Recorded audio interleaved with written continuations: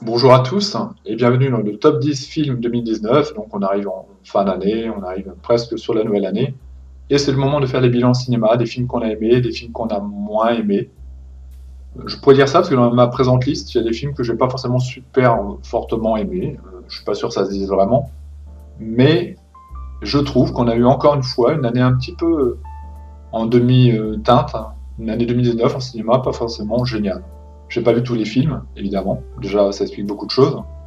Il y a des films que je ne verrai qu'en 2020 ou 2021. Ça explique aussi beaucoup de choses. Parce que j'ai pas vu tous les films au cinéma et il y a des films que je rattraperai sans doute en streaming, mais dans l'ensemble, j'ai pas trouvé ça formidable. Il faudrait que j'en parle avec d'autres cinéphiles.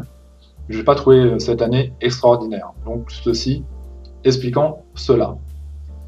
Ce que je pourrais dire également, c'est que je n'ai pas classé les films par ordre. C'est-à-dire que je ne suis pas passé du premier, deuxième, troisième pour monter, enfin plutôt l'inverse, dixième, neuvième, huitième, septième, sixième, cinquième, pour arriver sur le podium. J'aime pas procéder comme ça. Pour moi, tous ces films se valent, peut-être à l'exception d'un, qui est un film américain, qui est un film qui risque de gagner des Oscars, le Golden Globes, pour le rôle du meilleur acteur. Enfin voilà, un film qui sort vraiment du lot, qui n'a pas le même budget non plus que les autres, donc on peut peut-être pas juger de la même façon. Et puis, je pense que votre femme, je suis hétéro, je vais plutôt parler en hétéronormé.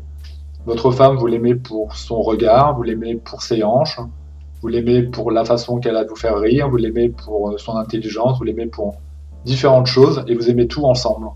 Et vous n'aimez pas qu'une chose, vous n'allez pas lui dire je n'aime que ton regard, je n'aime que tes seins. Je pense que peut-être ça peut la flatter, mais ça peut aussi un peu la décevoir. Il y a que ça qui te plaît en moi, c'est pas un ensemble de choses qui fait que tu t'intéresses à moi, quoi, qu'on est ensemble.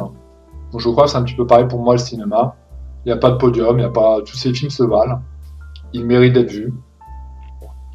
Évidemment, le cinéma, c'est subjectif, ce n'est que mon avis, ce n'est que mon opinion. J'ai déjà eu l'occasion de voir quelques autres top 10 ou top 5 selon les personnes. Je me suis rendu compte à ce moment-là qu'effectivement, on n'avait pas eu une grande année, parce que les films que j'ai vus, et moi, ça ne m'ont pas marqué plus que ça. Je me suis dit, ouais, bon. Oui, il était pas mal. En gros, c'est ça, quoi. Oui, c'était pas mal, mais c'était pas génial. J'ai bien aimé, effectivement, j'ai passé un bon moment. Maintenant, il m'a pas marqué au point où j'ai envie d'en parler. Des années après, dans 10 ans, je m'en rappellerai plus. C'est un peu comme ça que j'ai vécu mon année cinéma. Et j'espère que j'aurai une meilleure année 2020 en matière de cinéma. Plus de surprises, plus de choses un peu inattendues. Maintenant, c'est pas simple, hein. On peut avoir l'impression, comme en musique, que tout a été fait, que tout a été dit. C'est très difficile finalement de réinventer le cinéma. Surtout moi, ce que j'aime, les petites pépites un peu inhabituelles, les trucs qui font qu'on se dise, waouh, ça n'a jamais vraiment été fait. Évidemment, c'est très complexe, hein. Il y a des films très intéressants. Le film français, comment s'appelle-t-il, qui parle de l'handicap, de l'autisme, hors norme, je crois, je sais plus. Tapez film français autisme 2019. C'est un bon film, c'est un film plein de bons sentiments, c'est un peu peut-être le problème. C'est un film plein de bons sentiments, et ça a déjà été fait. Alors encore une fois, on passe pas un mauvais moment, c'est pas un mauvais film, mais il sera pas dans ce top 10. J'ai bien aimé. Ce sera une mention honorable, j'ai bien aimé, mais c'est pas incroyable. Quand je suis sorti du cinéma, qu'on m'a dit t'as aimé, oui j'ai aimé, mais en termes de cinéphilie, j'ai déjà vu quoi, avec d'autres thématiques, avec d'autres personnages, avec d'autres. C'était bien, ouais, c'était émouvant, c'était touchant, c'était important de connaître cette histoire, mais en même temps, c'est quand même du déjà vu. On manque de ce truc original qui fait qu'on se dit là, pour quelqu'un qui a un peu lassé du cinéma, il y a des films comme ça où je me suis dit waouh, ça me redonne envie de voir des films. Je pense au Nouveau Sauvage, que j'avais mis dans mon top 10 film 2018, je crois, ou 2017. C'est un film qui est complètement hors, hors tout, quoi, finalement. C'est sur un format court-métrage, c'est des courts-métrages complètement barrés. Et quelqu'un qui aime pas le cinéma regarde ça et se dit ouais, quand même, il y a des trucs, quoi. On peut à la fois rire, on peut à la fois être choqué, on peut à la fois être. Ça passe par plein d'émotions. Et ça manque un petit peu de ça, en tout cas dans les films que j'ai vus, en 2019. Trêve de bavardage, je commence directement avec le premier film que j'ai vu, enfin, que j'ai aimé en 2019. Il n'y a pas d'ordre de préférence. Je dis le premier parce que c'est le premier qui vient, mais c'est pas nécessairement le premier dans le classement, parce qu'il n'y a pas de classement. Il y a 10 films, ils sont tous ensemble, ils se tiennent la main, il n'y a pas de jalousie. Je commence maintenant. Le premier film est un film à la fois méconnu et apparemment relativement connu. Comment expliquer ce fait? Eh bien, en fait, il a touché un certain public, et puis le public qui ne connaissait pas cet univers était complètement réfractaire. Ce film, c'est un monde plus grand, qui parle du chamanisme et qui parle notamment de la vie de Corinne Sambrin. Alors je crois qu'il est écrit au tout début du film, inspiré d'une histoire vraie, et quand on s'intéresse davantage, c'est vraiment l'histoire de Corinne Sambrin, qui est donc une chamane, la chamane française, l'une des plus grandes, l'une des plus connues en tout cas, elle est en dépression, son mari est mort, son compagnon est mort, et donc pour lui changer un petit peu les idées, son patron va lui dire, bah écoute, ce que je te propose de faire, c'est de partir en Mongolie, je crois que c'est en Mongolie, voir les chamans, aller faire un documentaire sur eux. Pendant un temps, tu voulais le faire ou quelqu'un d'autre devait le faire. Eh bien, ça te ferait du bien de te changer les idées. Va là-bas. Donc, elle va là-bas, elle prend son petit magnétophone, sa caméra, elle ne s'attend à rien finalement. Et puis, lors d'une séance de trance chamanique,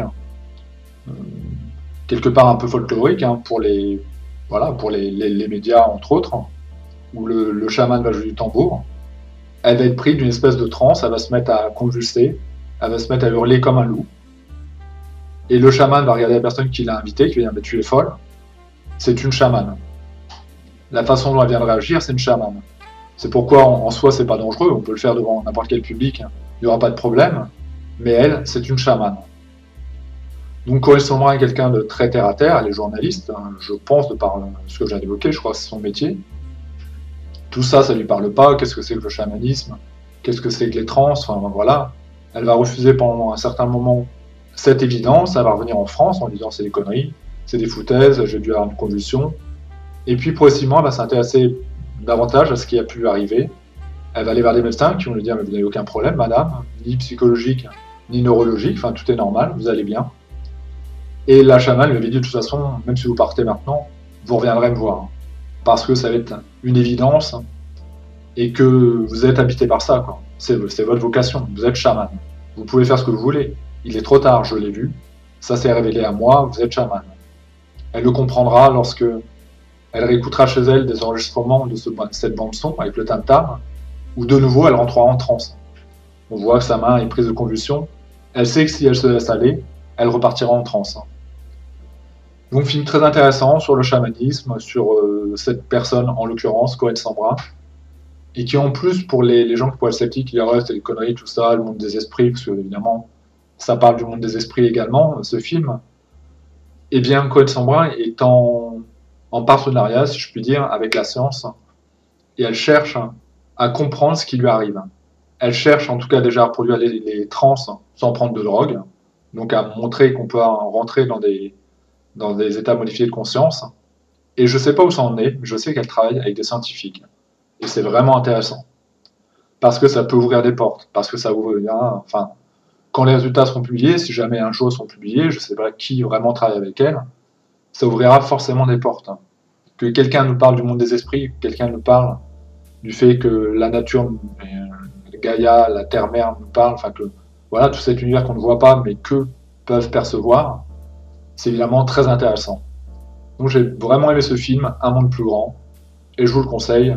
De toute façon, la bande-annonce en dessous, la bande-annonce de tous les films dont je vais parler seront en dessous. Le film, c'est Un monde plus grand, et je vous le conseille vivement si vous aimez la spiritualité et si vous aimez sortir des sentiers battus. En plus, c'est un film français, donc tout est bien, qui finit bien. Le film, donc, c'est Un monde plus grand. Le prochain film est encore une fois un film français, c'est Le Chant du Loup. Et j'ai mis beaucoup de temps à voir ce film parce que sur l'affiche, il ne me plaisait pas beaucoup. Un film qui parle de sous-marins, on voit sur l'affiche un sous-marin. Dans la bande-annonce, on voit un sous-marin. J'aime bien les films de guerre parfois, ça peut m'intéresser. Mais là, ça semblait être ni un film de guerre, ni vraiment un film d'action. Donc bon, voilà, ça ne me parlait pas énormément. Et j'ai une amie qui m'en a parlé en bien, en me disant tu vas le voir, c'est quand même un bon film. J'ai fini par le voir. Et finalement, c'est un film intéressant que Le Chant du Loup. Parce qu'on ne connaît pas cet univers. On ne connaît pas cet univers des sous-marins, et que de plus, c'est un film qui est très bien réalisé, qui est très bien, cet univers est restitué de façon très correcte. Et certains ont dit d'ailleurs que c'est un film qui a une ambition internationale, quoi, qui aurait pu être un film autre qu'un film français, tant il est bien réalisé, c'est vrai que, effectivement. Et l'histoire est tout aussi intéressante, ça parle d'un... Quel est son nom, je ne sais pas. Un jeune homme qui travaille dans un sous-marin, et c'est l'oreille du sous-marin. en quelque sorte. C'est-à-dire qu'il a un casque sur les oreilles et il doit déceler les bruits. Je pensais, moi, que c'était du matériel qu'il faisait, honnêtement. Je pensais qu'il y avait des radars qui étaient capables de dire ça, c'est un sous-marin, un tel, ça, c'est un animal, ça, c'est un bateau, ça, c'est un truc de voilier qui est au-dessus, ça n'a rien à voir, c'est pas militaire. Et en fait, nous, dans ce film, on nous apprend que c'est quelqu'un qui a un casque sur les oreilles et qui va déceler les bruits pour analyser. C'est-à-dire qu'il va écouter, et là, j'entends un truc, ok, bah, ça, c'est une baleine. Et elle est enceinte de 3 mois. Bon, j'exagère peut-être un peu, mais c'est ça, en fait. Il va analyser à l'oreille et il va donner son compte-rendu. Et un jour, il va entendre quelque chose qu'il va avoir du mal à détecter, donc il va prendre un peu plus de temps. D'ailleurs, c'est super de mettre la pression. Il va alors, je croyais que tu étais le meilleur, qu'est-ce que tu fais? Vas-y. Il va dire, c'est étonnant parce que j'entends bien 3 pales, donc ça, ok, je vois ce que c'est. Par contre, il y a autre chose que j'entends par rapport au niveau du moteur, ça ne correspond pas à ce que je connais. Et son patron est là, enfin son chef, son supérieur, à dire, vas-y, attends, qu'est-ce que t'attends là? Le truc va peut-être nous foncer dessus, c'est peut-être un vaisseau ennemi, il faut que tu nous le dises. Et il va finir par le dire, et dire, bon bah je pense que c'est tel matériel. Et apparemment il s'est trompé. Son supérieur va dire, bah non, c'est n'importe quoi, c'est pas possible, tu t'es trompé, c'est une erreur dans notre métier dramatique, qui pourrait être gravissime, et il va être mis à pied. Et finalement, toutes ces personnes qu'on rencontre, tous ces personnages, vont devoir répondre à la plus grande des menaces, puisque, suite à une erreur, en tout cas ce qui semblait être une erreur, va s'enclencher peut-être une guerre nucléaire. C'est-à-dire que c'est fait exprès, c'est volontaire, c'est pour qu'un pays tape sur l'autre pays, indirectement. Une fausse attaque, en fait, une fausse alerte, et du coup ça peut vraiment finir dans un sursaut nucléaire et de façon terrible. Et là on bascule plus dans le thriller, dans le film d'action. J'essaie d'éviter de spoiler les éléments du film, c'est pourquoi ça peut sembler un peu abscon quand j'en parle, mais ouais, c'était un bon film, Le Chant du Loup, franchement intéressant. Et puis voilà, j'aurais pu dire d'autres choses, mais comme je veux pas dévoiler d'éléments du film, je vais en rester là. Donc je vous le conseille, c'est Le Chant du Loup, c'est un film français. C'est un film français qui a plu à l'international, c'est un film français où on a dit waouh, là il y avait les moyens, là on a mis. Ça sort des registres parce que certains vont dire les films français c'est des comédies, ou c'est des dramas, mais c'est rarement des films comme ça, un peu d'action, un peu. Bah là c'est tout ça, à la fois. Ça peut être un thriller, un espèce de thriller sous-marin, je sais pas si ça se dit, à la fois un film d'action, un film de guerre si on veut, quelque part, en quelque sorte. Bien que vous attendez pas à avoir des fusillades partout, c'est pas vraiment le projet. Mais quoi que je pense aux scènes du début, on voit quand même des scènes militaires. C'est bien réalisé, c'est bien foutu, c'est agréable à regarder. Je crois que ça dure quand même longtemps. Il doit durer à peu près 2 heures, mais ça vaut le coup. Je pense que si vous aimez ce genre, si la bande-annonce vous parle, vous aimerez le film. Et donc le film, c'est Le Chant du Loup. Le prochain film, on quitte les horizons de la France et on va vers l'Amérique, je suppose. Oui, film américain. Et Extremely Wicked, Shockingly Evil Anvil. Super le titre, il doit lui faire encore plus long pour que j'ai encore plus de mal à le dire. De quoi ça nous parle? Eh bien, ça nous parle de l'histoire de Ted Bundy, donc l'un des plus grands tueurs en série, notamment l'un des plus grands, enfin je n'aime pas ce terme parce que plus grand, il n'y a rien de glorieux dans ça, l'un des plus connus parce que Ted Bundy était très charismatique, il était beau gosse, c'était un beau garçon, et qu'en fait jusqu'à la fin, on a énormément douté qu'il pouvait être le meurtrier, quoi. Il a vraiment, même sa compagne, on en parle dans ce film, jusqu'au dernier moment, se disait non, Ted il est pas comme ça, il est romantique, il se comporte très bien avec ma fille, et oui, effectivement, il y a un moment où ça laisse supposer qu'il est peut-être encore il a un fantasme sexuel avec sa partenaire, mais dans l'ensemble, il est tout à fait normal, il se comporte bien, il est effectivement romantique, romanesque, c'est un bon gars, c'est un brave gars, quand il est au foyer. Parce que quand il part dans ses congrès pour le travail, c'est autre chose. Il va se comporter totalement différemment, et nous, qui avons un autre regard en tant que spectateur, on voit les deux. On voit le Ted Bundy à la maison, et on comprend que sa compagne ne veut pas le croire. Quand il dit « va te marier, t'es un meurtrier », Non, arrêtez, s'il vous plaît. Je connais mon Teddy, il n'est pas comme ça. Mais nous, on voit ce que Teddy a fait. Il dit, si, Teddy, il est comme ça. Et c'est évidemment une histoire vraie, c'est Ted Bundy. Donc on sait que c'est la réalité des faits. Et Stéphane Bourgoin, qui est spécialiste des tueurs en série, a dit qu'il avait bien aimé ce film, mais que quand même, il avait un défaut majeur, c'est que ça donnait une image trop positive de Ted Bundy. Et qu'il était bien plus terrible, bien plus terrifiant, bien plus malade que ce que pouvait montrer ce film. Où on peut avoir une forme d'empathie pour ce mec. On peut. Parce que il est pas si désagréable que ça quand il ne tue pas. Il peut être un bon compagnon. Il se comporte bien avec la fille ou le petit garçon de cette femme qu'il rencontre. Voilà, ça donne un aspect un peu sympathique quand même à ce tueur en série qui apparemment ne l'était pas du tout. Qui a été capable de fracasser, enfin voilà, c'est un tueur en série, il a tué des femmes, de nombreuses femmes, de façon très très violente. Je crois parfois il n'a pas hésité à les violer, même parfois, je ne sais plus là, je dis peut-être n'importe quoi, mais même violer les cadavres. Enfin, c'est tout à fait le genre de la maison. Hein. Il était tout à fait capable de couper la tête pour l'utiliser après. Ça ne le dérangeait pas vraiment. Je suis pas sûr, hein, je ne me rappelle plus vraiment des détails. Je suis pas sûr qu'il était nécrophile ou qu'il était dans ce genre de délire, mais il était complètement fou quand même. Et c'est très intéressant de redécouvrir cette histoire, de la remis en. Parce qu'on a vu des documentaires, enfin ceux qui s'intéressent sur Ted Bundy. Mais là, c'est un film, réellement. Et ça donne plus d'importance à ce personnage. C'est assez incroyable. Son histoire est assez incroyable.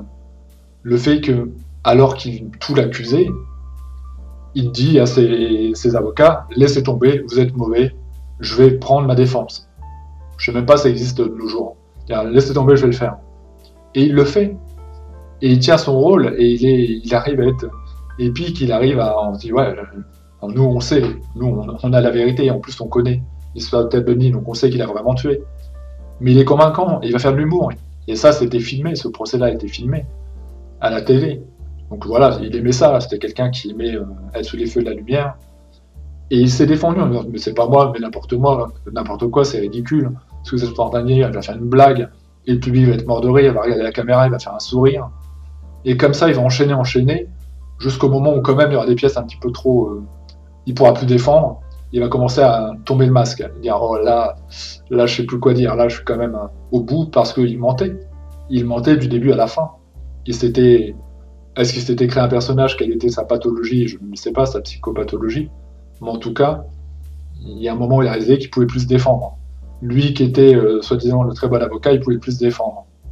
Et dans un dernier souffle, j'ai envie de dire, parce que sa partenaire, bien que commençant à se douter beaucoup par rapport à un gendarme qu'au début elle recevait et puis elle disait ouais mais non mais c'est pas possible, dis pas ça, partez de chez moi, ne parlez plus comme ça de Teddy.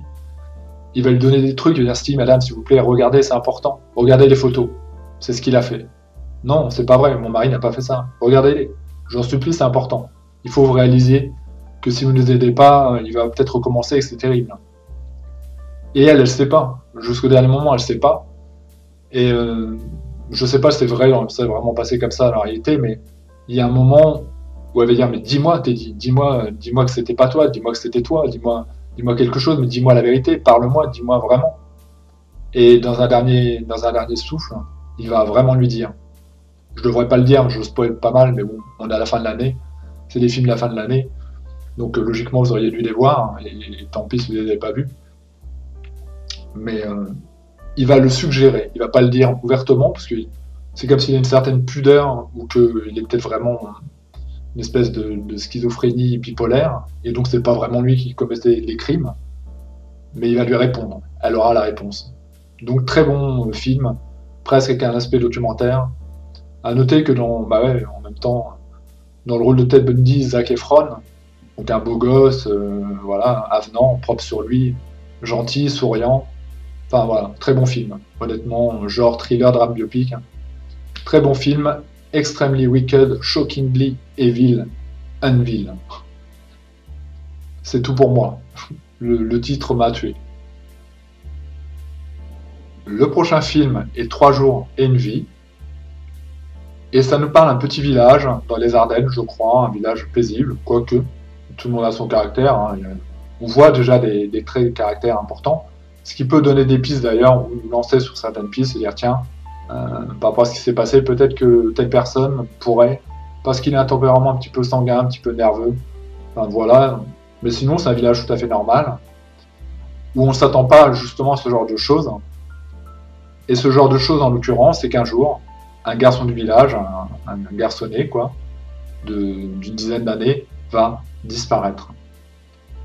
Il était quelques heures avant avec son ami, qui passe beaucoup de temps, quelqu'un de plus âgé que lui, je crois, et puis il disparaît.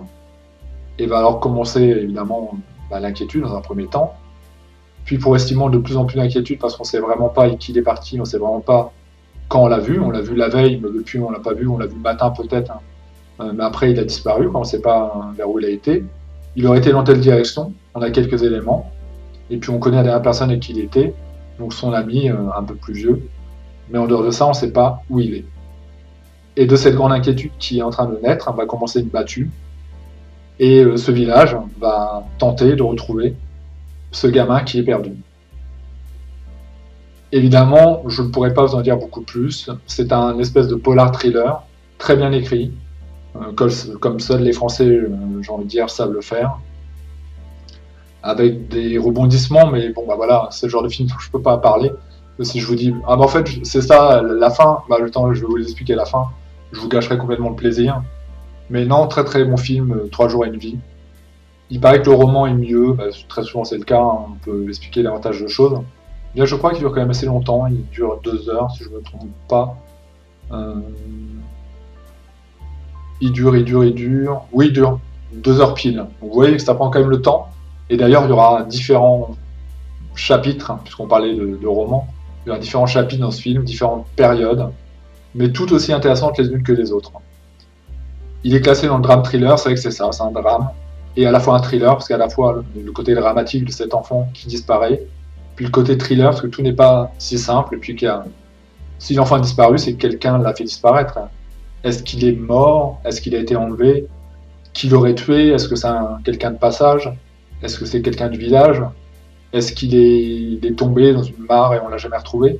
On peut tout imaginer, tout est possible, et c'est en ça que c'est un thriller. Et j'ai vraiment bien aimé ce film. Donc, 3 jours et une vie. Je pourrais vous parler des acteurs, il y a Sandrine Bonner dans le rôle de la mère, enfin dans le rôle d'une des mères, il y a Pablo Poli dans le rôle de, je ne sais pas son prénom, il y a Charles Berling, dans le rôle de cet homme un peu sanguin, un peu viril, qui est aussi un petit peu alcoolique, je pense, au côté viril et sanguin. Enfin voilà, c'est un film français de Nicolas Boukrieff, je vous le conseille, c'est 3 jours et une vie. Et je ne peux pas vous en dire beaucoup plus. Et j'espère que la bande-annonce n'en dit pas beaucoup plus. Moi, je vais te le voir comme ça. Je vais souvent voir le film comme ça, en fait. Je lis un peu vaguement. Et une fois que j'ai une brève idée de ce que ça peut être, je vais le voir. Ce qui fait que quand j'arrive en salle, je sais même plus quel film je vais voir. J'aime bien cet aspect-là. Je sais que je peux aller vers un film fantastique, vers un drame, vers une comédie. Et c'est ce jour-là que je redécouvre le film. Je me dis, ah oui, d'accord, c'est celui-là. Eh bien, c'est un peu la même chose. J'aime bien cette idée d'avoir peu d'éléments. Et d'y aller comme ça, sans trop savoir. Pourquoi les bandes annonces souvent nous disent trop de choses, à mon sens. Le film, donc, c'est 3 jours et une vie, et ça fait partie vraiment, là, pour le coup, des films que j'ai envie de conseiller, et qui m'ont vraiment bien plu en 2019. Et le prochain film est un grand classique, ou en tout cas est un grand classique en devenir, est un film qui va certainement, je l'espère, remporter des prix. Pas en France, parce que c'est pas un film français, mais en Amérique. Et ce film, c'est Joker. Alors je dois, pour parler du film Joker, parler de l'historique des films DC Comics, Marvel, je crois que c'est comme ça qu'on les nomme, hein, plus ou moins. Je n'aime pas du tout les DC Comics et les Marvel. Je me suis arrêté à Spider-Man, non, Superman, oui, Superman, dans les années 1980, donc avec Christopher Reeve. Voilà tout ce que j'aime de cet univers-là, j'aime pas ça. Je trouve ça ridicule. J'ai voulu, suite à Joker, regarder Batman, le Batman qu'on m'avait conseillé, dire ouais, celui-là il est vachement bien. Non, moi, un homme de 30 ans et quelques qui s'habille encore en chauve-souris, je trouve ça un petit peu limite. En soirée fétichiste, pourquoi pas, mais là, enfin non. Je trouvais pas ce que j'ai trouvé dans le Joker. C'est-à-dire un film d'auteur, à mon sens, un vrai film d'auteur sur cet univers-là. bien que l'univers est juste suggéré, parce que pour ceux qui l'ont vu, et je pense que maintenant beaucoup de monde l'ont vu, Bruce Wayne, que je ne connais finalement que de nom, je sais que c'est lui Batman, mais on va l'entreapercevoir, on va le voir, mais il va pas être si important que ça. Ça va plutôt nous parler de la genèse du Joker, comment il est devenu. Comment il est devenu comme ça, pourquoi est-ce qu'il était dans les autres films aussi méchant, aussi violent, aussi fou. Et c'était osé et audacieux de nous montrer que finalement, avant de devenir un loup, il avait été une brebis. Parce que c'est quelqu'un de faible, c'est quelqu'un qui se fait malmener par des enfants, des gosses de 15 ans, où quelqu'un de normal aurait peut-être réagi et il leur aurait cassé la gueule, quoi, hein, j'ai envie de dire. Et là, il se fait malmené par tout le monde, personne ne l'aime vraiment, personne ne le comprend vraiment. Il fait des efforts énormes pour être comme tout le monde, mais comme il le dit, comment voulez-vous, pour nous les personnes, alors je ne sais plus comment il le formule vraiment, mais que les personnes inadaptées, les personnes handicapées, les personnes qui souffrent de troubles psychiques, on puisse être comme tout le monde. C'est pas possible, on ne peut pas nous le demander. Alors ça, c'est pas dit, mais c'est ça que ça veut dire. On ne peut pas demander à quelqu'un qui a des problèmes si importants comme lui d'être comme tout le monde. Et cette idée du rire était géniale. Il fallait la trouver, c'était juste un espèce de gimmick de scénario, mais c'était génial. Un rire comme ça nerveux qui pouvait s'empêcher de faire, quoi. Et c'est vrai, ce rire-là existe vraiment. Alors je connais personne qui a ce trouble, mais Joaquin Phoenix, quand il a travaillé son rôle, s'est renseigné et a travaillé sur les vidéos de personnes qui avaient ce trouble. Et c'était vraiment bien trouvé. Le rire du Joker est un rire nerveux. Il rit, pas même très peu nécessairement quand il est heureux, et d'ailleurs il est très rarement heureux. Il rit quand il a une réaction nerveuse. C'est un stress en fait, quelque part. C'est comme ça qu'il manifeste son stress, sa peur, son angoisse. Et c'était vraiment bien foutu pour par la suite faire du Joker un personnage effectivement rieur. On le voit dans les jeux vidéo, il était rieur avec son sourire. On comprend aussi la genèse du sourire, de quoi elle vient, à quel moment du film elle vient, et c'est super bien trouvé. Et ce film est incroyable. Il est incroyablement fait, on a parlé des décors à la Scorsese, et c'est vrai, tout est très bien restitué. Et puis, c'est un film où on sort différent. Enfin, moi, je suis sorti et j'étais habité par Joker. J'étais, même là, presque une émotion, parce que des moments, on est tellement en empathie avec lui, même si à la fin, il vrille, mais pourquoi il vrille? Il vrille parce qu'il a vécu beaucoup de choses, beaucoup de traumatismes, comme de nombreux tueurs en série. Alors, c'est pas un tueur en série, mais les tueurs en série ont eu des enfances dramatiques, très souvent.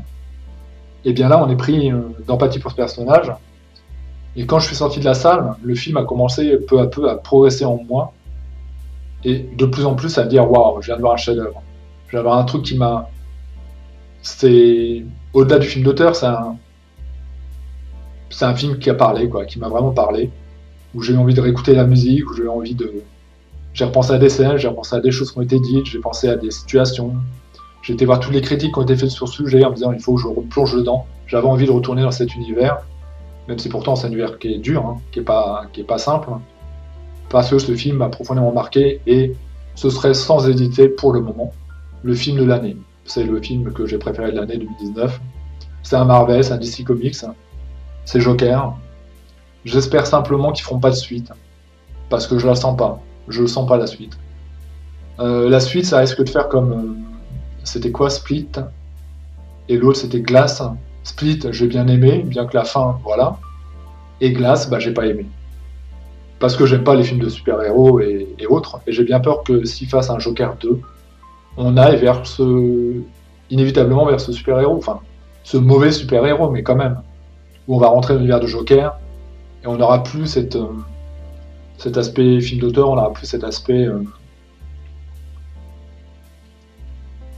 Ouais. On rentrera dans les films de super-héros, quoi. On commencera avec la cape à la Batman, on commencera avec... il changera, et je vois pas comment ce personnage peut évoluer à ce point. Parce qu'en fait, si on prend le Joker des films, ceux qui ont plu, je peux pas vous dire lesquels, parce que je connais pas le nom, de ce Joker terrifiant, paraît-il, et celui-là, il y a quand même un long chemin. On se demande comment il peut devenir aussi fou, parce que finalement, il a fait que se venger. À la fin du film, il devient super-héros par rapport à la population qui dit « Génial, tu es notre exemple », mais lui, il ne le veut pas. Donc on se demande comment il pourrait devenir le leader de toute une bande, et devenir aussi machiavélique, devenir aussi... je pense que c'est un film qui a dû être fait en one-shot. Une seule un seul volet et pas, j'ai entendu parler de 3 volets. Non, je crois pas que ce soit une bonne idée. Au début, apparemment, Joaquin Phoenix ne voulait pas et le réalisateur ne voulait pas non plus. Malheureusement, il y a eu tellement d'argent brassé que peut-être ils ont changé d'avis.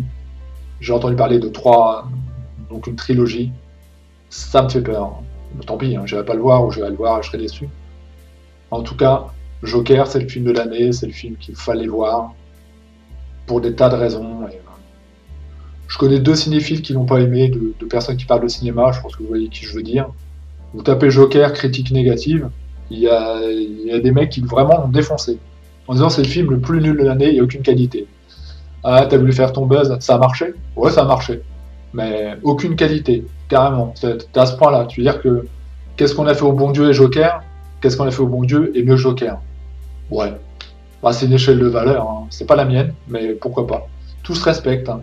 En tout cas, sache quand même que dans l'ensemble, les gens ont au moins loué les qualités du film. Sans pour autant dire que c'est un chef-d'œuvre pour eux. Comparer Made in China à Joker, je pense qu'il n'y a pas photo. C'est des films que j'ai vus, hein, en pensant que ça pouvait être des comédies françaises intéressantes. Voilà. Bon, on pourrait prendre aussi bien le cinéma américain, hein. Joker, je pense, a marqué son époque et donc marquera son époque pour encore relativement longtemps. Et je vous conseille vivement de le voir si vous ne l'avez pas encore vu. C'était donc Joker. Le prochain film est encore une fois un film français, et vous allez voir dans ce top 10, ben, pour moi il y aura beaucoup de films français. Très souvent, le film français me sauve, parce qu'il apporte autre chose. C'est autre chose, c'est un autre univers. Ce film, c'est Grâce à Dieu, et ça nous parle de l'affaire, alors inspirée encore une fois de faits réels, parce qu'on ne veut pas trop donner les noms réellement, encore que oui, pour moi c'est complètement les vrais faits réels, sauf que peut-être au niveau juridique, ils ont préféré s'en préserver. Ils auraient pu le faire comme un documentaire, mais évidemment ça aurait été illégal. Ça parle de cette histoire de pédophilie qu'il y a eu dans l'Église, cette histoire à grande échelle de pédophilie. Et ce qui est intéressant dans ce film, c'est qu'on pourrait dire, oui, bah, c'est des gens anticléricaux qui n'aiment pas l'Église, et le cinéaste et les acteurs s'attaquent à ce milieu-là parce qu'ils n'aiment pas l'Église. En l'occurrence, quand on s'intéresse à l'histoire vraie de ce film, la Genèse, ça s'est vraiment passé comme on le voit dans le film. C'est-à-dire que le cardinal a reçu une lettre expliquant que c'était des pieux catholiques, ils allaient régulièrement à l'église, qu'ils étaient dans la foi, et qu'en tant que chrétien, en tant que catholique, ils se posaient des questions par rapport à un prêtre qui était là. Pour résumer, pour faire simple, ce sont des enfants qui ont été abusés par un prêtre dans leur enfance, ils n'en ont jamais vraiment parlé, ils n'ont pas porté plainte, ils ont laissé passer le fait, et un jour, en regardant la télé, ils se rendent compte que ce prêtre officie encore avec des jeunes enfants. Et là, c'est comme si soit tout leur remontait à la mémoire, ou comme s'ils voulaient tout dire. Et on peut pas. On peut pas se taire, on s'est peut-être tué pour nous, mais là, il est encore avec des jeunes enfants, et c'est pas possible. Et donc, ils vont écrire à une instance de l'Église, à quelqu'un de très important, en l'expliquant, nous sommes de pieux catholiques, nous allons régulièrement à l'Église, on ne veut pas vous offenser, par contre, on aimerait que vous soyez au courant de ce fait. Est-ce que vous êtes au courant? Et ils vont se rendre compte que malheureusement, ben, ils vont pas avoir de réponse, ou très peu. Leur lettre va être une lettre morte et que l'Église va mettre ce dossier brûlant sous le tapis.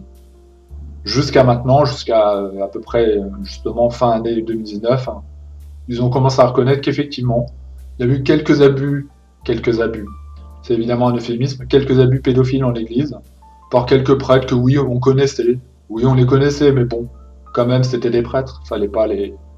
Et pourtant, moi-même, je m'intéresse aux faits religieux, mais que des hommes de Dieu couvrent ce genre d'ignominie, pour moi, ça passe pas, quoi. Qu'on puisse dire, c'est... heureusement, Dieu merci, c'est proscrit, Dieu merci, c'est le passé, bah non.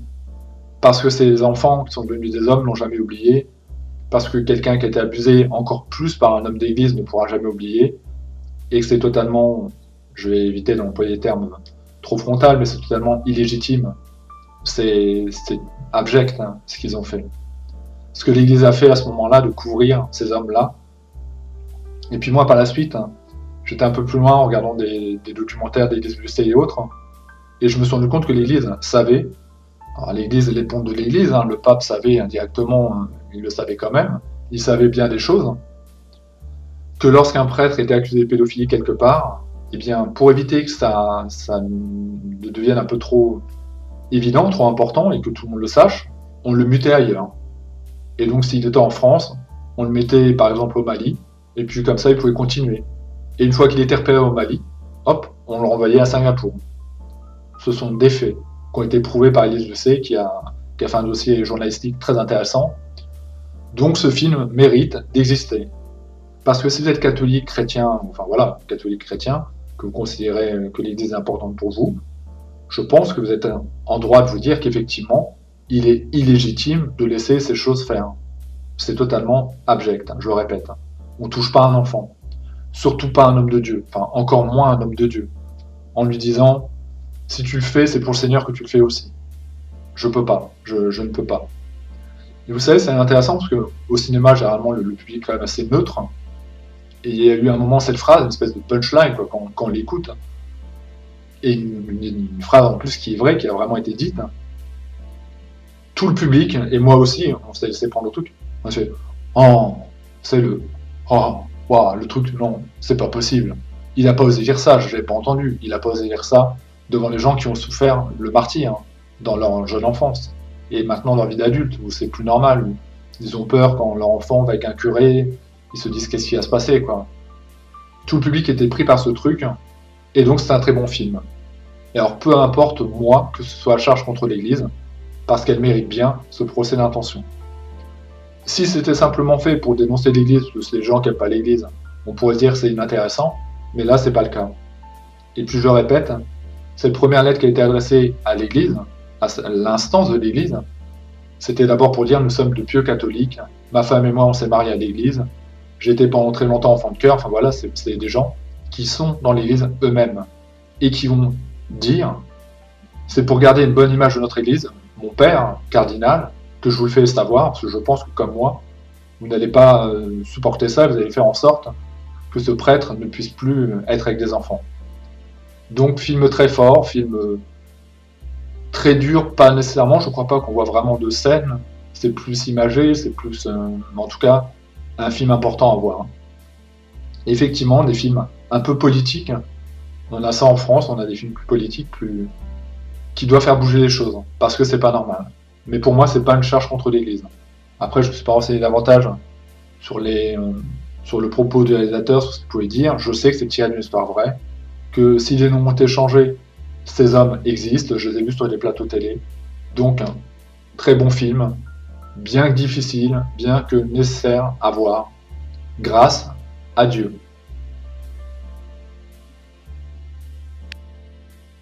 Le prochain film est encore un film français, décidément. C'est comme ça, le film français, c'est faire du film social, c'est faire du film avec du cœur, bien que, bon, il y a quand même du cinéma étranger qui met du cœur, mais enfin, il y a autre chose. Il y a des choses qu'on ne peut pas traiter dans d'autres pays, et d'ailleurs ce film fait totalement partie de ça. C'est un film social qui parle d'une structure, une espèce de centre d'accueil et d'insertion. Je dis ça parce qu'avant il y avait quelque chose dans ma vie qui s'appelait le CPAI, le Centre Permanent d'Accueil et d'Insertion, où les gens au RSA allaient pour sortir de leur quotidien, pour faire des recettes de cuisine, pour un tel fasse du sport. Moi j'allais faire du sport, j'étais au RSA. Pour que des ateliers couture, des ateliers mandala, enfin voilà, pour briser un petit peu la routine, pour que les gens puissent se parler un peu, pour redonner un peu de baume au cœur, eh bien c'est une structure comme ça, et malheureusement on leur apprend qu'elle va fermer, que le budget n'a pas été renouvelé, que c'est plus une importance pour les gouvernements actuels, et d'ailleurs tout ça a une vraie récurrence dans ma vie, c'est peut-être pourquoi j'aimais ce film, c'est que le CPAI, le Centre Permanent d'Accueil et d'Insertion, pourtant il y a quand même le mot Centre Permanent, a fermé à jamais. Donc voilà, c'est fini. On est arrivé sous le nouveau gouvernement, je ne suis pas sûr que ça va changer grand-chose avec un autre gouvernement, et ça a fermé. Donc ces gens-là se retrouvent à la rue, comme dans le film. En l'occurrence, cette structure ferme, et les bénévoles qui sont là-bas, enfin non, peut-être pas les bénévoles, il y a peut-être des bénévoles, mais il y a aussi des gens dont c'est le métier, des assistantes sociales, des éducatrices. Vous dire qu'est-ce qu'on fait? Comment on fait? C'est pas des gens qui, dès le lendemain, vont pouvoir retrouver du travail. Il y aura un long cheminement, on sait que ça fonctionne pas comme ça. Qu'est-ce qu'on fait? On va pas laisser aller à la rue. On sait qu'un tel vit toute seule, On sait qu'elle a du mal à se nourrir, on sait qu'elle est... Et donc ils vont trouver des solutions, ils vont essayer de se dire on peut pas. Il faut qu'on trouve, et allant contre ce qu'on leur impose, allant contre le patronat, ce que leur dit leur chef, qui disent bah non, là ça ferme, on est désolé, on ne peut rien y faire. Ils vont trouver une solution alternative, un système D, un système à la française. Ils vont créer une espèce d'atelier complètement interdit, donc, où ils vont recevoir ces femmes, oui, plutôt des femmes, qu'on appelle les invisibles, ces femmes qu'on ne voit pas, qui effectivement ne sont pas la société, qu'on ne croise pas vraiment.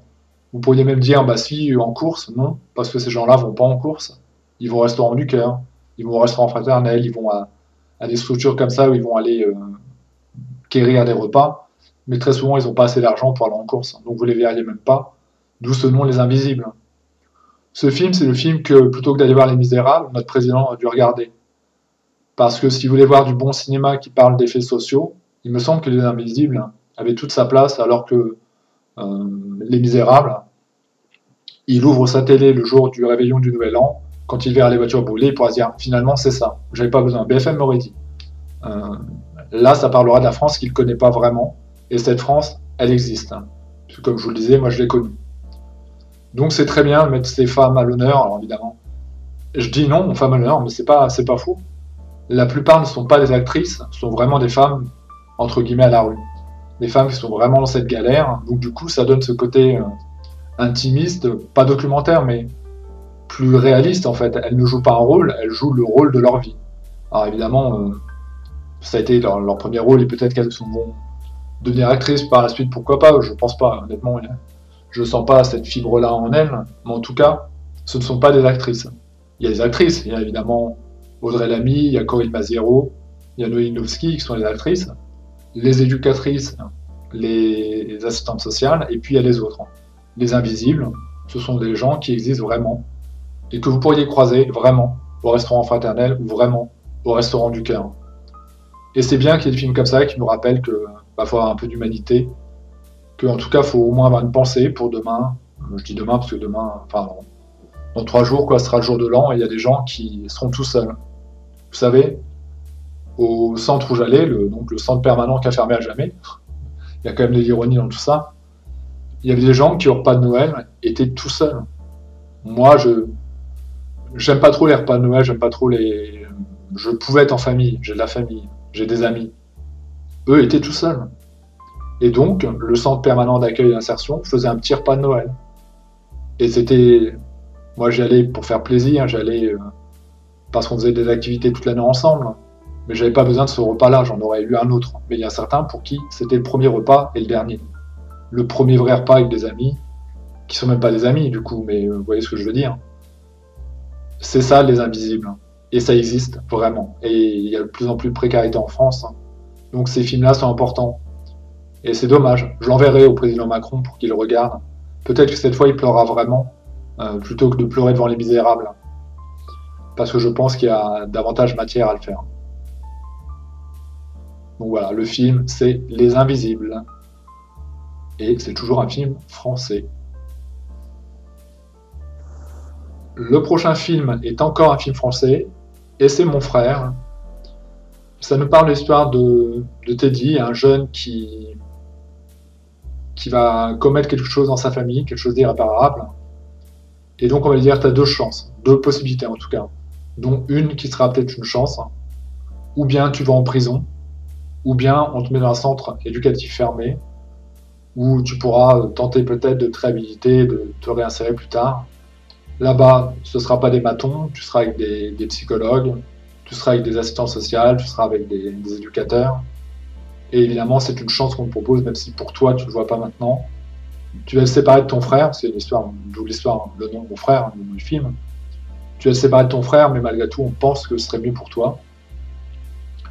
Et donc Teddy va se retrouver dans ce centre, mais évidemment, bien que ce ne soit pas la prison, c'est quand même très difficile.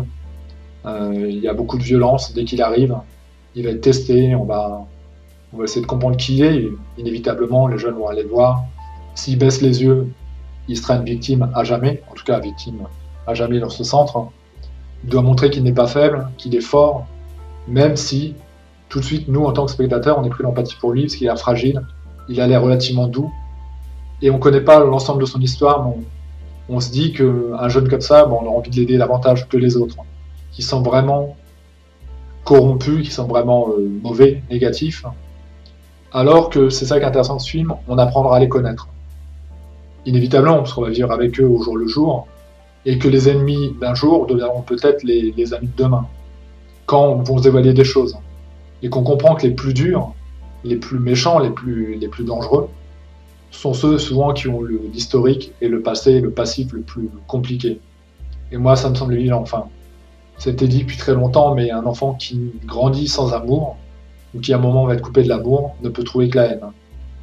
Et donc, dans ce film, les gamins les plus durs, et vraiment on les trouverait complètement détestables, ont eu des enfances tragiques. Beaucoup plus encore peut-être que ne l'a été l'enfance de Théo. Je dis pas que c'est excuse de tout, mais en tout cas, c'est... Je parlais des tueurs en série tout à l'heure, encore une fois, les gamins qui font ce genre de choses, très souvent ont les enfances compliquées. Un père qui est absent, ou une mère qui n'est pas assez présente, ou bien un déracinement culturel, enfin, il y a plein de choses qui font que ils peuvent devenir mauvais. Et qu'on peut espérer, d'ailleurs c'est un peu le but de ces centres, des années plus tard, espérer les sauver, quoi. Et c'est tout à fait possible. Il y a des jeunes comme ça qui sont passés en centre, c'est le cas dans le film, d'un éducateur qui lui dit « Mais mec, je suis comme toi, je viens de telle cité, moi aussi j'avais la haine, moi aussi je me battais tout le temps, et un jour je me suis dit qu'il fallait que j'en change, et surtout je voulais aider les gamins comme toi. Donc on n'est pas différents, toi et moi, sauf que moi, là maintenant je suis à cette place-là, mais si tu travailles, si tu vas à l'école, si tu changes tout en toi, si tu enlèves cette colère, peut-être qu'un jour tu seras à ma place, tu n'es pas obligé de faire mon métier, mais tu pourras choisir ce que tu veux faire, quoi. T'es pas obligé de rester dans cette haine, parce que je l'ai connue. La haine, on peut l'utiliser sur le ring. Viens, on met les gants, on tape. Et quand c'est comme ça, souvent, il y a des des sessions de boxe avec une coach, une prof, c'est une prof, en l'occurrence, je sais pas pourquoi. Enfin, il y a un mec et une prof. Et très souvent, ces combats-là, qui doivent être des combats juste comme ça, amicaux et sportifs, peuvent se dégrader parce qu'en fait, il y a tellement de violence et de haine en ces jeunes qu'ils ont envie vraiment de porter des coups. Et le coach veut dire non, tu tapes trop fort là, on a dit qu'on faisait un truc amical, on est là pour se défouler, tu peux te dépenser, mais là t'as été trop fort, tu vas trop loin. N'oublie pas que je suis prof de sport, de boxe, si je veux, je te mets de droite et je te coule. Et parfois ça arrive, où il va aller trop loin, et du coup le prof est obligé de lui faire sentir que c'est pas le moment, c'est pas le juste milieu, et qu'ils sont là pour enlever la haine, pour comprendre d'où vient leur haine. Et que le jour où ils ont fait ce travail-là, ils seront forcément des gamins meilleurs, et donc des adultes, là aussi meilleurs. Et j'ai souvenir, moi, d'un éducateur, d'un mec de banlieue, comment il s'appelait? Jawad. Super gentil, adorable. Sauf pour sa femme, donc c'est pas grave. Je le reverrai jamais, bon, voilà, sa femme était... Il n'était pas très fidèle. C'était son vrai défaut. Mais par contre, un mec adorable, qui faisait des pieds et des mains pour les gens qui l'aimaient bien. Vraiment. Et je lui avais dit, enfin je sais plus comment on était venu à parler de ça, mais il m'a dit, tu sais, j'aurais pu être comme les mecs d'en bas que je fréquente et que je vois encore quand je vais dans le quartier. Et ouais, j'aurais pu dealer, j'aurais pu racketter, je l'ai même fait sans doute. Ça il me l'a pas dit, mais il y a un jour, j'ai vu ces grands qui s'attaquaient à des petits plus faibles, et je me suis dit, je peux pas. Et c'est là que sa vocation était née. C'est là qu'il s'est dit, je vais être éducateur, je vais être... alors je pense pas qu'il était assistant social. En tout cas, s'il travaille avec des jeunes comme ça, c'est qu'il veut au moins avoir le diplôme d'éducateur. Il n'arrêtait pas de minimiser son rôle, en disant, oh, moi je suis là, je suis le clown. Moi je dis des blagues, je fais des... Ouais, et c'est vrai, effectivement, ils allaient rire tout le monde. Mais il a sauvé tellement de personnes, en fait, par son humour et surtout par sa pédagogie. Et c'est un gamin qui, effectivement, a pu mal tourner, quoi. Et devenu adulte, il aide les pauvres. Il s'est retrouvé, oui, tout a un lien, il s'est retrouvé dans le centre où il aidait les personnes qui étaient au RSA et qui étaient en situation précaire. Et c'était le meilleur, c'était celui qui était le plus à l'écoute, c'était celui qui était capable de venir me remettre dans mon lit au téléphone, c'est-à-dire téléphoner, ah je te téléphone, tu viens pas, ah, je te téléphone quand même, tu viens pas, bah, je vais te sonner chez toi, t'inquiète pas, je vais pas te lâcher, je serai là pour toi, tu me demandes d'être là, tu me demandes de te motiver, tu as des baisses de morale, bah, je serai là pour toi. avec tout ce qu'il a vécu, il a engrangé 100 fois plus d'empathie que les autres, et du coup, il est devenu un bien meilleur éducateur. Même si un peu hors des clous, mais c'est ce qui était bien. Je pourrais avoir des conversations avec lui que je n'aurais pas eu avec d'autres. On pouvait parler de toutes choses, en fait. Il comprenait davantage s'il avait vraiment vécu des choses. Donc voilà tout ce que m'évoque ce film Mon Frère, que j'ai vraiment bien aimé. Pour le coup, ça fait partie des films où là, j'ai pas eu trop d'hésitation. Mon Frère, c'est un film qui m'a marqué. J'en ai parlé à mes critiques ciné solo. C'est un bon film, à mon sens. Et j'ai vu qu'il était réalisé par le réalisateur de La Cité Rose, que je n'ai pas vu.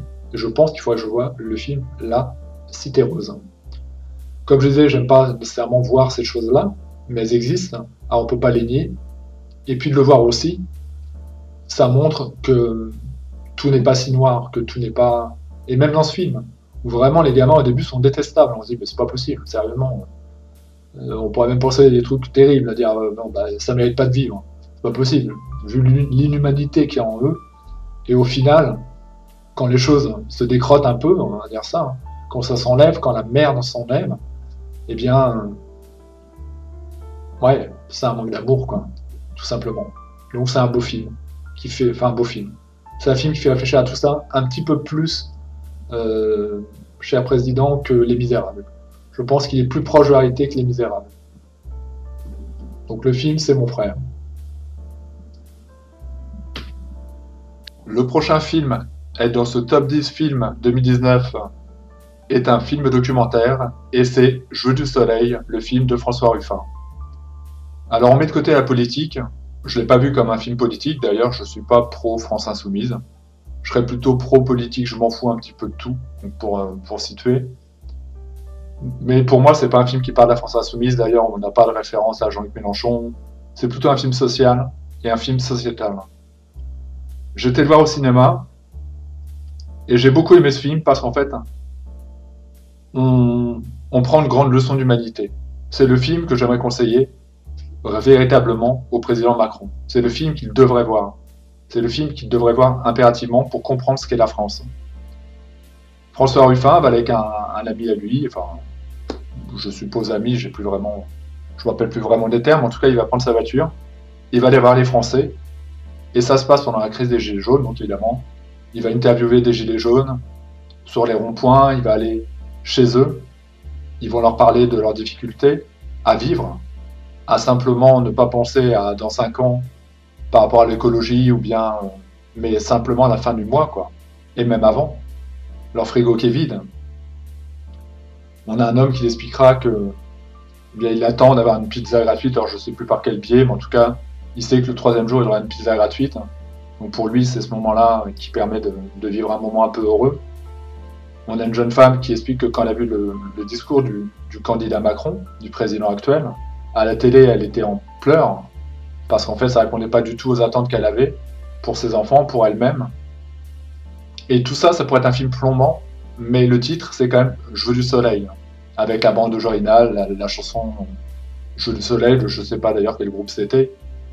Une chanson, voilà, qui donne envie de vivre, qui donne envie, qui fait du bien, qui met du baume au cœur. Et ce film met du baume au cœur. Parce que ces gens qui parlent de la France qui meurt, de cette France dont ils font partie et qui meurt, eux sont pleins d'espoir. Eux ont plein de messages positifs. Sur ces ronds-points, il y avait des gens qui étaient évidemment politisés. Il y avait des gens apolitiques, il y avait certainement des gens qui s'en foutaient depuis très longtemps.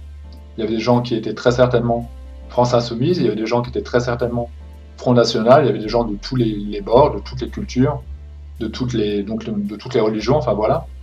Mais finalement, ça importait pas, ça importait plus, ça importait peu, c'était pas important. C'était devenu quelque chose d'anecdotique. Hein. Parce qu'au final, ces gens-là se retrouvaient ensemble.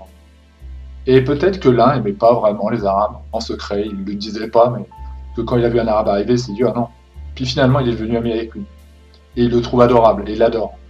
Et il s'est rendu compte qu'en plus, il était musulman, et il l'aime quand même. Vous voyez, à mon avis, c'est ça qu'ils ont retrouvé sur les ronds-points, c'est cette France qui pouvait s'aimer, malgré toutes ces différences. Et se dire finalement, la politique, peut-être qu'après, ça les a fait changer la vie, ils se sont dit « La politique, c'est quand même un peu de la merde. On est capable de s'entendre », et là, j'ai eu plein de préjugés confondus.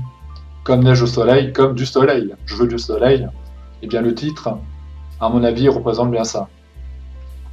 Et vraiment, c'est un film qui fait du bien, qui fait à la fois du mal, qui rentre, on rentre en empathie en fait avec ces gens qui ne sont pas des personnages, c'est leur vie qu'on voit, c'est leur témoignage. Donc on rentre en empathie, on est triste, et puis en même temps, il y a toujours une lueur d'espoir, il y a toujours quelque chose. Parce que c'est pas un film qui a été fait pour être triste. Il est moins drôle, certes, que le premier film de François Ruffin, qui était Merci Patron, qui était plutôt un film drôle, cocasse, tourné de façon humoristique. Là, c'est plus dur, c'est plus sociétal, mais il y a aussi beaucoup d'espoir. Et même quand l'espoir peut être un peu dramaturge, comme un moment où une jeune femme, une gilet jaune, une femme du peuple, du pauvre peuple, du petit peuple, chante une chanson en pleurant. Mais il y a quand même quelque chose de très politique qui se dégage de ça. J'ai eu François Ruffin qui disait qu'il ne voulait pas être considéré comme un politique, en tout cas pas dans ce film, mais comme un artiste. Qu'il avait écrit beaucoup de livres avant de faire de la politique, qu'il était député certes, mais que c'était pas pour ça qu'il a fait ce film. Et que c'était pas du tout avec cette étiquette-là qu'il avait été voir ces gens. Il n'avait pas pour but de promouvoir la France insoumise. Il faut savoir, je vais conclure là-dessus, que François Ruffin est peut-être, je ne connais pas tous les politiques, mais en tout cas lui je peux certifier que c'est vrai, est peut-être l'un des seuls hommes politiques qui prend le train tout seul à la gare du Nord pour rentrer vers Amiens. Je peux vous certifier que c'est vrai, puisque j'ai un ami qui l'a pris en photo, qui a eu un selfie avec lui, et qui est rentré dans le train avec lui. Alors je pense pas qu'ils étaient dans le même wagon vraiment, mais ils sont croisés, il a pu parler avec, il s'est arrêté, il a pris une photo, et le mec était là dans la gare du Nord, en train de se balader comme tout le monde. Comme tout le monde, comme vous et moi. C'est pas le cas de tous les hommes politiques qui ont un chauffeur, qui ont, qui ont un avion, hein. Pour certains, qui vont prendre ils ont des moyens privilégiés, ils ont des moyens de privilégier. C'est ce qui fait qu'ils connaissent pas la France d'en bas. Et même si on va dans la politique, hein, François Ruffin, je ne soutiens pas la France insoumise, même si j'ai rien contre eux particulièrement. Mais c'est un homme politique, parce qu'il est quand même député, il fait quand même de la politique, hein, que j'apprécie. Et je pense que globalement, même les gens qui n'aiment pas le mouvement politique qu'il représente aiment bien l'homme. Maintenant, on ne le connaît pas assez, l'homme. Oui, d'accord, il prend le train à la gare du Nord. Oui, il a l'air plus simple que d'autres, mais ça reste un homme politique. Ça reste quelqu'un qui aime être dans les médias. Et je me méfie toujours des gens qui aiment être dans les médias. Je dis très souvent à une amie en riant un peu, il faut se méfier des youtubeurs. Et bon, bah, quelque part, c'est un youtubeur, il a aussi une chaîne YouTube. Moi, j'ai une chaîne YouTube, on pourrait dire, bah, tu es youtubeur. Là, j'aurais envie de dire, mais t'as vu mon contenu. Est-ce que tu crois qu'on peut dire que je suis youtubeur? Pourquoi pas? Je le suis. En tout cas, je m'efforce de rester naturel, d'être moi-même. Et les youtubeurs nous mentent très souvent, nous manipulent. C'est pourquoi il faut se méfier des youtubeurs. On peut parler de Le Grand JD et Silent Gilles. L'affaire, elle est quand même pas claire du tout. Alors que j'aime bien Le Grand JD. Je l'aime toujours bien. On pourrait parler de Gus DX, que j'aimais bien aussi. C'est l'exemple auquel je pense, quoi. Mais c'est un youtubeur. C'est quelqu'un qui veut faire de la YouTube monnaie, qui veut se faire de l'argent. Donc, faut être vigilant. Ça nous amène à être vigilant. Nos stars de YouTube préférées, on a appris il n'y a pas longtemps que certaines étaient plongées dans des trucs plutôt scandaleux avec des gamines qui n'étaient pas encore majeures. Les noms n'ont pas été donnés vraiment, et c'est peut-être pas le but, et tant mieux. Enfin, je sais pas, la justice fera son travail, mais en tout cas, ça nous a appris à se méfier de notre youtubeur préféré qui était tellement gentil. Parce que ces gamines qui ont vécu ce truc devaient se dire, ce mec est tellement gentil, il est adorable, c'est l'homme idéal. Sauf que ça n'est qu'un homme, et que derrière le youtubeur se cache un homme. J'ai un petit peu dérivé sur le sujet, mais c'était pour dire de se méfier des apparences. Et bien que je pense apprécier François Ruffin, je ne le connais pas assez pour dire que je l'aime, ou que je l'apprécie vraiment. L'image qu'il me donne m'est plutôt agréable maintenant. C'est un homme politique, c'est une personnalité célèbre, c'est quelqu'un qui fait partie indirectement du show business, et il faut s'en méfier. C'est un conseil que je vous donne, méfiez-vous des gens trop célèbres. Ils cachent véritablement bien leur jeu, souvent. Néanmoins, pour ce qui est de ce film, je vous le conseille, parce qu'il fait du bien. Je pense que comme moi, vous êtes plutôt de la France des prolétaires, que vos amis autour de vous sont des infirmières qui galèrent, sont des caissières, quel boulot ne galère pas, la pénibilité au travail. J'aime bien cet argument du gouvernement. La pénibilité au travail, elle est pour tout le monde. Il suffit que vous preniez le temps d'aller voir et vous verrez que tout travail est pénible. Que même les cheminots, on pourrait dire oui, mais c'est plus comme avant. Il y a quand même le décalage horaire, il y a quand même les 3-8 et autres, ça brise un homme. Ou une femme, je veux dire, mais ça brise. C'est très difficile à vivre. Alors évidemment, quand on est homme politique, on pourrait se dire que la pénibilité du travail, on la connaît pas tellement. Là, effectivement, là, il y a des privilèges. Là, il y a des gens à qui on devrait prendre des choses pour la retraite. Enfin, bref, je pense qu'on est tous d'accord, une grande majorité de la France, pour dire qu'il y a des privilégiés et que c'est pas normal qu'il y ait ces privilèges comme au temps des monarques. Mais ce film n'est pas politique pour autant. Évidemment, il amène des idées, il amène un vent de contestation, il amène un vent de révolution, peut-être. Souhaité, souhaitable, je ne sais pas, une révolution, ça s'est jamais fait de façon pacifique. Mais en tout cas, il amène quelque chose. Et étonnamment, ce quelque chose est émouvant et touchant. Et on est sorti du cinéma avec des larmes aux yeux. On n'avait pas vraiment pleuré, mais c'était pas des larmes de tristesse, c'est pas un film triste. C'était des larmes de reconnaissance de quelque chose. On voyait quelque chose de la vraie vie, et ça nous touchait. De voir tous ces Abdel, ces Karim, ces Cindy, parce que François Ruffin, comme ça, énonce le nom de plusieurs personnes qui sont dans le film, et de dire qu'il voudrait qu'ils aient un Noël meilleur, eh bien ça nous touche parce que ces gens-là, comme l'aurait dit Brel, ils nous ressemblent. Et ça fait du bien de voir des gens qui nous ressemblent, même si malheureusement, évidemment, ça peut être un petit peu cruel aussi de voir que la France va pas très très bien. Donc voilà. Pour moi, ce film documentaire devait faire partie de ce top 10 film 2019. Et donc c'est Je veux du soleil. Le prochain film est dans ce top 10 film 2019, n'est pas un film, mais un spectacle, et c'est Pulsion de Yann Kojandi. Alors, j'ai toujours été un fan de Bref, à l'époque, c'était une des séries que j'aimais, je dis une série que j'aimais parce que j'aime pas tellement les séries, voire pas du tout, mais j'aimais vraiment beaucoup Bref. Et comment j'ai redécouvert Yann Kojandi et ce spectacle? Eh bien par hasard. Un soir où j'allais pas bien, j'avais un coup de blues, voilà, je savais pas quoi faire, le mieux c'est de... Enfin, vous pensez que le mieux c'est de vous mettre sous la couette en écoutant Damien 16, et c'est peut-être pas le mieux vraiment.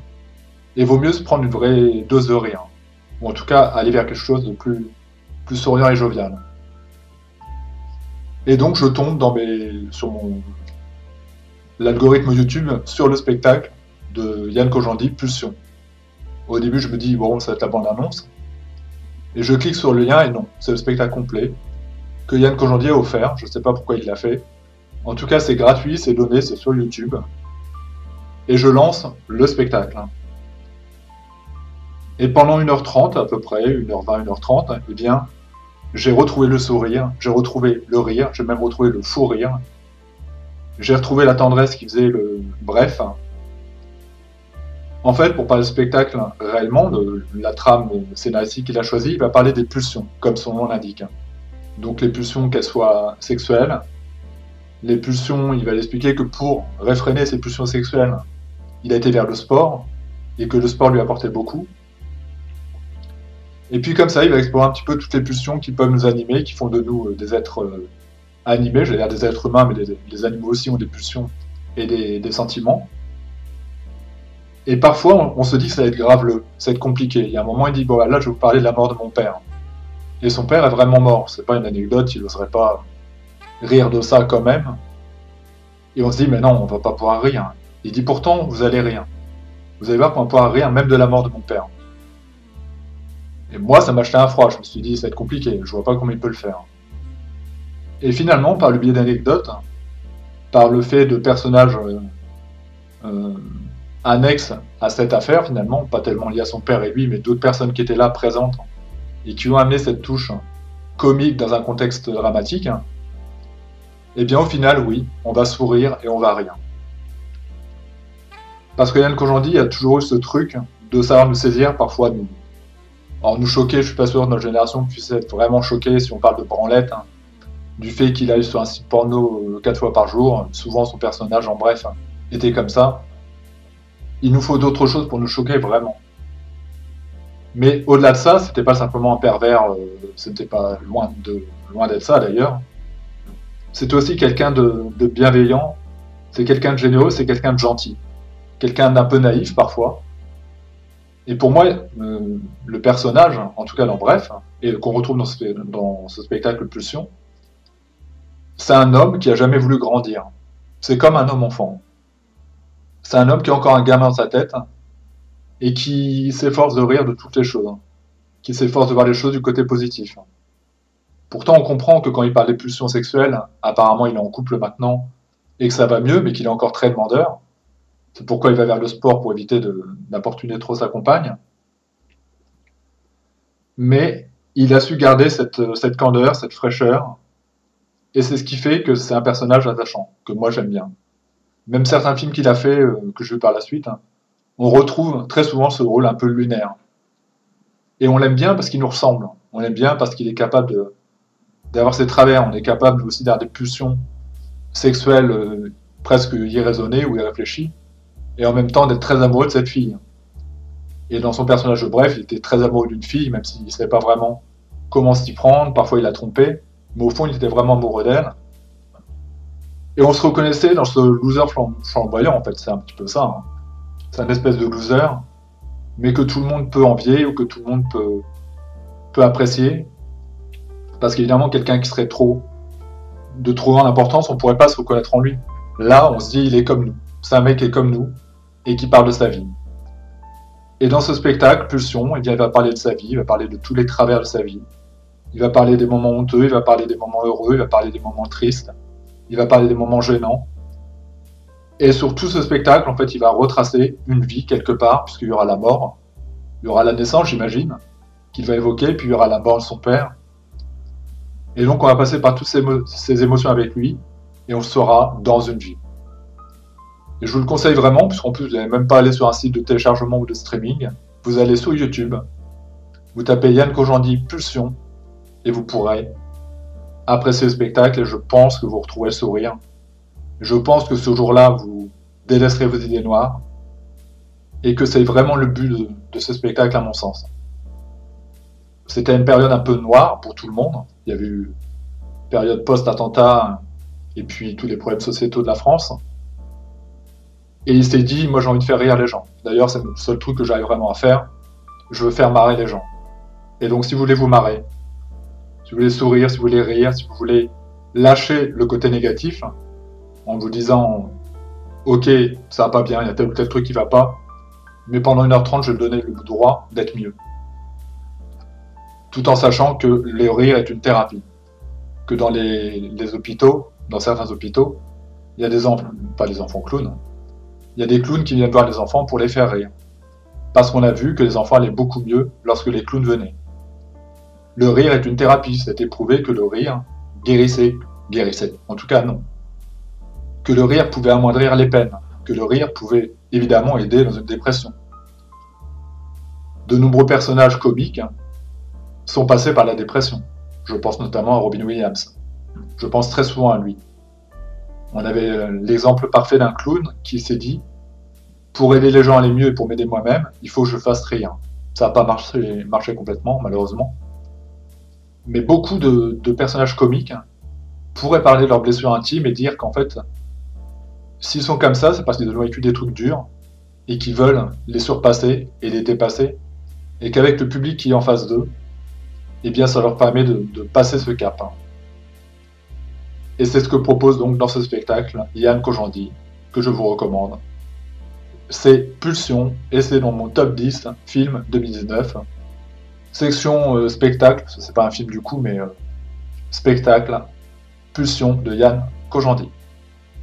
Et bien voilà, c'était la conclusion de ce top 10 film 2019, un petit peu atypique il me semble, pour avoir vu de nombreux autres cinéphiles ou critiques de ciné qui ont parlé de leur top 10. A priori, j'ai pas les mêmes choix qu'eux. Je tenais quand même à souligner 2 films que j'ai vus récemment qui sont intéressants. Edmond, qui parle de la vie de la supposée vie, parce que je crois que c'était très très très fantaisiste, mais de la création du personnage de Cyrano de Bergerac. Donc pas mal, si vous aimez le théâtre, si vous aimez les films où ça parle bien, où ça parle façon 19e siècle, eh bien c'est un film intéressant. J'ai vu également Green Book, un film qui se passe pendant la ségrégation. On a quelqu'un vaguement raciste. Hein. Je pense plutôt qu'il ne connaît pas vraiment. On voit, il y a une scène à un moment qui montre que. Et puis, il n'a plus de travail, il est dans une situation un petit peu compliquée, et on lui propose d'emmener un homme faire une tournée, parce qu'il est pianiste, cet homme en l'occurrence, d'aller faire une tournée dans les régions les plus. Où peut-être il y a le plus de ségrégation raciale, et évidemment il est noir. Et contre toute attente, les deux vont devenir amis, et ils vont comme ça parcourir le pays, et créer une relation intéressante. Bon, c'est un beau film, Green Book, hein, honnêtement. Même si je ne l'ai pas mis dans ce top 10, il aurait pu, éventuellement. C'est un beau film, je vous le conseille. Et puis un film français qui est pas inintéressant, qui est Mon Inconnu. Le scénario est complexe. Hein. En gros, on a un couple qui se crée. La jeune fille est plutôt timide, elle joue du piano, mais en secret dans un grenier. Et voilà, pourtant elle joue très bien. Le jeune homme est plutôt un peu naïf, un peu candide. Et puis il va écrire un scénario, et son scénario va fonctionner. Enfin, il écrivait déjà, et son scénario va fonctionner. Et finalement, lui, il va devenir un grand écrivain. Son personnage dans cette fiction va devenir quelqu'un d'important, donc il va devenir un écrivain important. Sa femme va devenir une petite prof de piano, sans grandes ambitions, sans grande portée non plus. Et finalement, un jour, alors que cette vie prend son essor et qu'en même temps, lui devient tellement important qu'il la regarde plus vraiment, on comprend que ils se disputent parce qu'elle lui dit mais tu me regardes plus, tu m'aimes plus, où t'es passé quoi, je te connais plus, je ne te reconnais plus, qui tu es, tu m'aimes plus, enfin voilà quoi. Il va se passer quelque chose et il va se retrouver comme dans une vie parallèle où il n'est plus qui il était. Donc il n'est plus le grand écrivain, il est un prof de lettres dans un lycée moyen quoi, il fait un métier qu'il n'aime pas du tout. Ses amis sont encore présents, son meilleur ami de l'autre vie est encore là, mais il comprend pas du tout ce qu'il lui dit. Parce qu'en fait, sa compagne, avec qui il était marié, hein, qui était donc prof de piano, dans la nouvelle vie, est devenue une grande une grande soprano du piano, hein, en gros. Elle fait très très bien du piano, donc elle est vue partout, elle est l'une des plus célèbres, et lui n'est rien. Il va devoir tout faire pour peut-être la reconquérir, et puis pour retrouver sa place d'avant et revenir dans sa vie parallèle autre. Donc pas mal, même si évidemment il y a par moments quelques incohérences. Enfin, vu le scénario, inévitablement il y a des incohérences, et puis il y a des choses où on se dit bon là c'est un peu moins rentre dedans, mais pas mal quand même. Mon Inconnu est un film qui est intéressant. Pour un film français, il faut souligner ce type de cinéma. Donc voilà. Merci à vous et à bientôt. J'espère que 2020 nous apportera une année riche en films. Je les ai pas tous vus, je le répète. Hein. J'en ai vu beaucoup, mais j'ai pas tout vu. Ce qui veut dire qu'il y a des films que j'ai peut-être pas vus et que je pourrais adorer, mais je les verrai plus tard et je me dirai ah oui effectivement. J'en parlerai autrement. J'en parlerai autrement que dans un top 10. Mais j'en parlerai quand même si je vois des films qui m'ont vraiment bluffé. Je l'évoquerai. Donc merci à vous et à bientôt. C'était mon top 10 film 2019. Merci à vous et à bientôt.